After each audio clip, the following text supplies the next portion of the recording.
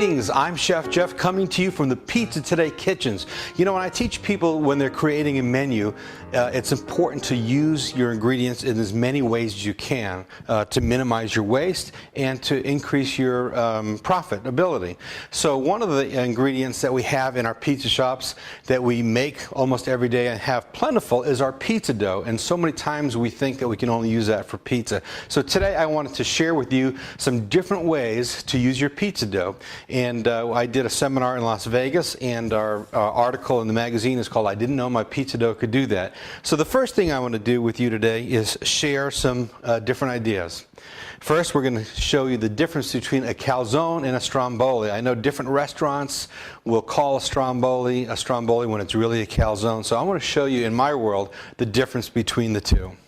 For a calzone, I like to use, unless you want to make a really big one, I like to use about a 10 to 12 ounce pizza dough and stretch it out. And I think I might show you a couple of different ones. The difference between a calzone and a stromboli is a bigger piece of dough, and I like to use about a 20 to 22 ounce and roll it out into kind of a rectangle, because a stromboli will be filled about 3/4 of the way, and then it'll be tri-folded.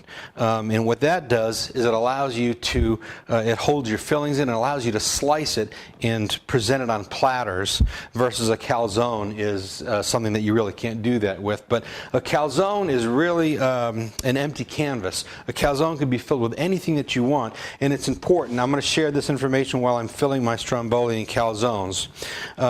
It's important that when you're making a calzone that you do not put too much sauce or too much soft ingredients, because it'll get too difficult for your customers to eat. So, you know, you can put a little bit of sauce in your calzones if you like to, but again, remember, not too much.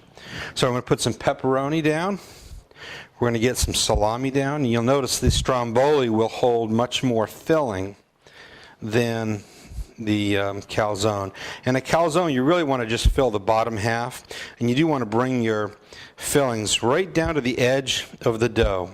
You don't want to overlap the dough because you won't be able to seal it, so it's really important that you leave just a little bit of an edge there. I'm going to go ahead and add some ham to these now. And you notice I'm bringing the filling up for the stromboli up a little bit higher. And we'll get a little bit of ham, and then we'll get some cheese in here. You can use your crumbled pizza cheese or your shredded pizza cheese. I'm going to use some sliced provolone on both of these.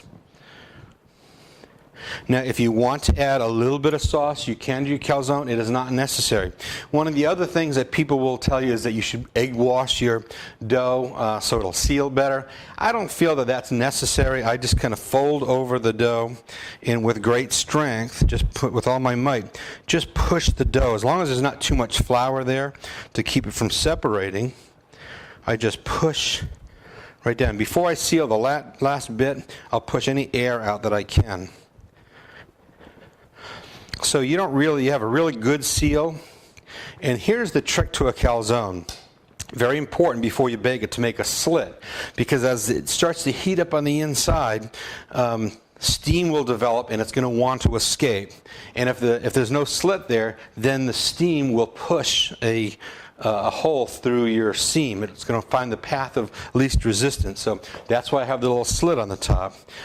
So let me go ahead and just put this in a pan. Let me just show you a creative way just to help you think outside the box of different things you can do with calzones. If doing them, you know, I might take a little bit of fresh ricotta cheese. And again, remember, this is going to get real soft, so you don't want to load it too much with too much ricotta. But you can put some artichoke hearts if you want to kind of go with some gourmet flair to it. And some nice Italian sausage. If you use crumbled Italian sausage in your pizza shops, you can use that as well. And then how about some roasted red peppers? We'll get some roasted red peppers on there. And then we'll even sprinkle a little bit of chopped garlic. And how about a little bit of feta cheese as well? Kind of give this calzone a Mediterranean feel to it. You know, feel free to put some fresh spinach in if you like. And again, I'll just put a little, drizzle of sauce. I like to put the sauce on the top. Some people will put sauce on the bottom, but if you put the sauce on the top, it'll bake down into your ingredients. And again, bringing my ingredients right to the edge, folding it over, giving a good pinch, pushing the air out.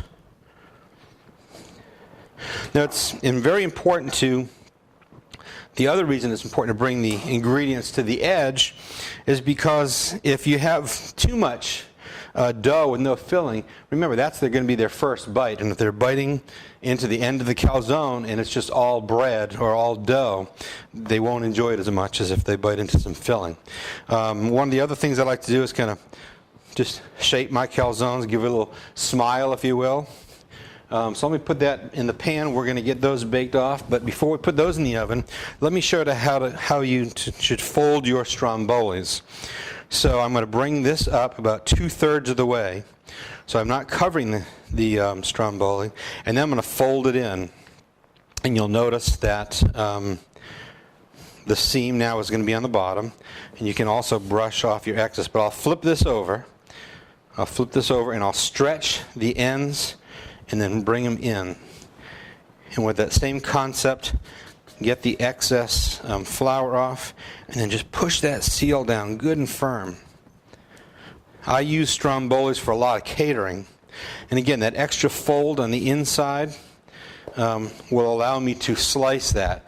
Now here's the other thing. This is a little bit thicker, and with that extra layer of dough on the center, it is difficult to bake this in your pizza oven. Calzone, no problem. But with that extra layer of dough in the center, I like to bake this at a lower temperature. So if you want to add calzones to your catering or to your daily menu, you may want to bake them early before your pizza oven gets too hot. Or if you have another oven, a conventional oven, or even a convection oven, you can bake that at about 350 instead of the traditional higher temperature in the pizza oven.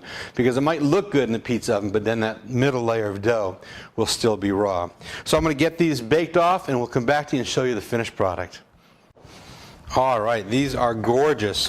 What I did before I put these in the oven is I egg washed them with just a little whipped egg with a little bit of water in them. Just gave them a quick egg wash. You don't have to. You can actually even use a little bit of melted butter or oil on these.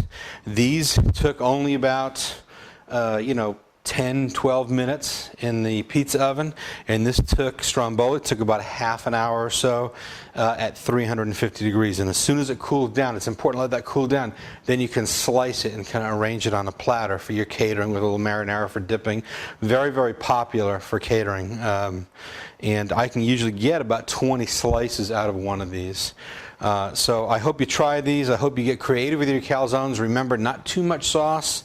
And these strombolis are perfect for catering. So give them a try. I know they'll be a great success for you.